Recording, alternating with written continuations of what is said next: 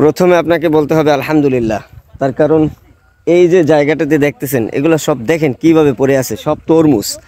আসলে ছোটবেলা থেকে আমার জন্ম এই বাড়িতে, তো ছোটবেলা থেকে এইখানে দেখছি সর্বোচ্চ ধান চাষ হয়।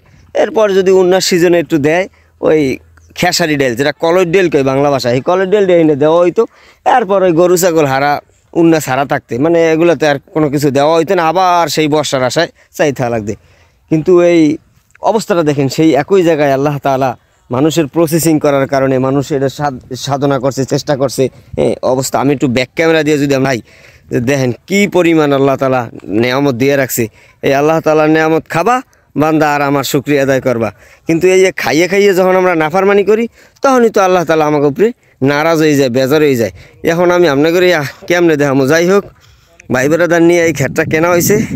এখন এই নতুন করে আবার বিক্রি করার একটা ধান্দা চলতে আছে। ওই যে পার্টি আসছে, সব কিছু মিলিয়ে জিলিয়ে, যাই হোক আল্লাহ তাআলা তাদেরকে খুব সুন্দর ফসল দিয়েছেন। তারা তাদের সাধ্য অনুযায়ী চেষ্টা করেছেন, আল্লাহ তাআলা সেইভাবে দিয়েছেন। এখন তারা মোটামুটি যে খরচ করছেন লাভবান হয়েছেন, তারা খুব খুশি।